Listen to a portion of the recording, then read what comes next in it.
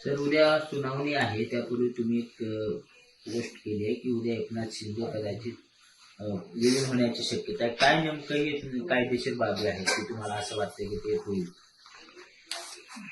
काय आहे की सगळा जो सत्ता संघर्षाचा भाग आहे तो सर्वोच्च न्यायालयात पोहोचला आणि सर्वोच्च न्यायालयाने सुरुवातीला आपल्याला आठवत असेल तर एक निर्णय दिला तेव्हा सुट्टीकालीन न्यायालय कार्यरत होतं आणि तेव्हा विषय फक्त एवढाच सर्वोच्च न्यायालयासमोर होता की राज्यपाल भगतसिंग कोश्यारी यांनी जो बहुमत चाचणीचा निर्णय दिलेला आहे तो थांबवावा, कारण की त्यांना तसा अधिकार नाही. मंत्रिमंडळाच्या सल्ल्याने त्यांनी वागलं पाहिजे, परंतु त्यांनी स्वतःच तसा बहुमत चाचणीचा आदेश दिला होता.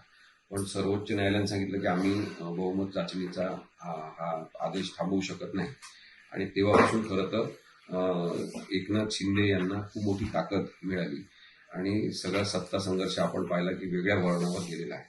आता सध्या सर्वोच्च न्यायालयामध्ये सातत्याने तारखा होत असलेला जो विषय आहे ज्याच्यामध्ये शिवसेना हे नाव आणि पक्षचिन्ह जे निवडणूक आयोगाने एकनाथ शिंदे यांना दिलं तो निर्णय योग्य आहे का या संदर्भातला वाद सर्वोच्च न्यायालयामध्ये आहे.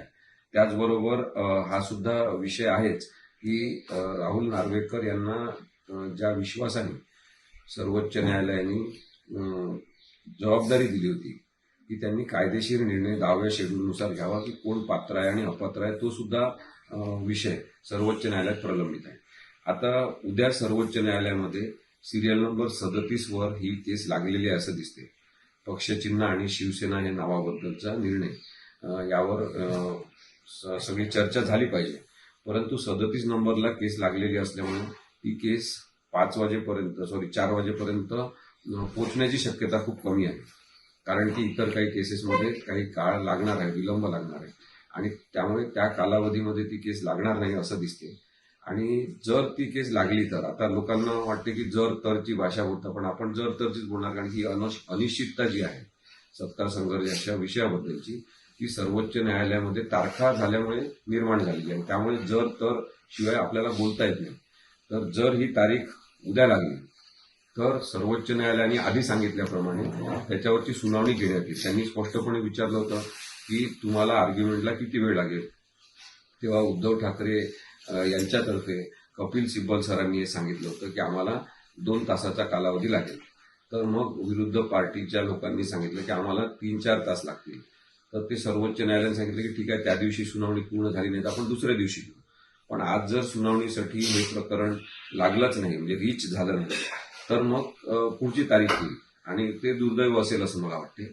पण जर सुनावणी झाली तर निर्णय नक्कीच उद्धव ठाकरे यांच्या बाजूनी होण्याची शक्यता ही जास्त आहे. म्हणजे माझ्या कायदेशीर समजेनुसार ही शक्यता संविधानिक सगळे आपण निर्णय पाहिले, याच्या आधीचे संविधानिक तरतूद पाहिली, 10व्या परिशिष्टाचा अर्थ पाहिला, निवडणूक आयोगाचे जर आपण अधिकार काय आहे ते जर आपण तपासले तर उद्धव ठाकरे यांच्या बाजूनेच निकाल लागून शिवसेना हे नाव आणि पक्षचिन्ह हे परत उद्धव बाळासाहेब ठाकरे यांच्याकडे येऊ शकते आणि तशा वेळेस मग एकनाथ शिंदे हे अनाथ होतील, कारण की त्यांच्याकडे पक्ष राहणार नाही. मग पक्ष त्यांच्याजवळ नाही का असा आपण जर प्रश्न विचारला तर तसं नाही आहे. त्यांच्या आत्ताच्या पक्षाची ओळख ही अमित शहांचा महाराष्ट्रातील पक्ष अशीच आहे. त्यामुळे अमित शहा त्यांना भाजपमध्ये सामावून घेतील. भाजपमध्ये जर ते जाणार असतील तर त्यावेळेस मग परत असा प्रश्न येणार की सगळेजण भाजपमध्ये जाणार का, तर एकनाथ शिंदे यांच्यासोबत निवडून गेलेले अनेक जण सुद्धा भाजपमध्ये जाण्यासाठी इच्छुक नसणार आहेत, ही वस्तुस्थिती आहे. आता महानगरपालिकांचा विचार करायचा तर त्यातले अनेक जण हे त्यांच्या मूळ शिवसेनेमध्ये म्हणजे स्वगृही उद्धव बाळासाहेब ठाकरे यांच्याकडे परत येऊ शकतात आणि असं जर झालं तर मुंबई महानगरपालिकेचा महापौर कोण असेल इथपासून तर सगळे राजकीय गणित बदलू शकतात. या शक्यता वारंवार मी व्यक्त केल्या, कारण की जर निर्णय दिला तरची ही गोष्ट आहे आणि बऱ्याच जणांना असं वाटते, ते फेसबुकवर लिहितात, ट्विटरवर लिहितात, मी काही पण लिहिलं तर त्याच्यावर प्रतिक्रिया देतात की काही होणार नाही, सुप्रीम कोर्टात काही होत नाही. तर अशी नाराजी आणि उदासीनता लोकांमध्ये निर्माण होणं हे चांगलं नाही. त्यामुळे या केसबद्दलच नाही तर एकूण सगळ्या केसेसबद्दल माझं असं म्हणणं आहे की तारीख पे तारीख होण्याच्या ऐवजी तारीख पे जस्टिस असं झालं पाहिजे. प्रत्येक तारखेवर न्यायाची चाकं पुढे सरकली पाहिजे. मग एकनाथ शिंदेचा पक्ष अपात्र होईल असं तुमचं म्हणणं आहे. आता जे आमदार निवडून आले, त्यांचे जे महानगरपालिकेत काही सत्ता आली, त्याचं काय? आता हा प्रश्न अनेक जण विचारत आहेत की जर एकनाथ शिंदे यांच्या विरुद्ध निकाल झाला तर मग त्यांच्या सोबत निवडून आलेल्यांचं काय? तर ज्यावेळेस निवडणुका झाल्या होत्या त्यावेळेस त्यांना कायदेशीररित्या तो पक्ष बहाल करण्यात आलेला आहे. त्यामुळे त्या निवडणुका बेकायदेशीर झाल्या आहेत आणि ते सगळेजण आता अपात्र असं होऊ शकत नाही. पण त्यांच्याजवळ पक्ष राहणार नाही, म्हणजे ते बिना पक्षाचे सगळेजण होतील. त्या अर्थाने मी ते अनाथ होतील असं म्हटलं. मग जे अनाथ असतात त्यांनी कुठे जायचंय त्यांनी ते ठरवायचं असते.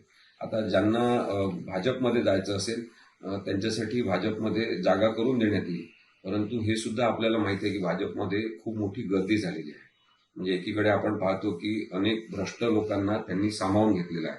म्हणजे भाजपच्या पोटामध्ये काँग्रेसचे भ्रष्ट लोक आहेत, शिवसेना जी मूळ शिवसेना आहे त्याचे भ्रष्ट लोक आहेत, इतर राजकीय पक्षांमधले सुद्धा भ्रष्ट आणि जे गुंडगिरीचे आरोप असलेले लोक आहेत. तर एवढं सगळं आपल्या पोटात घेऊन भाजप आता महाराष्ट्रामध्ये जगत आहे. तर हे जंक फूड आहे एक प्रकारचं आणि त्याच्यामुळे अपचन होऊ शकते.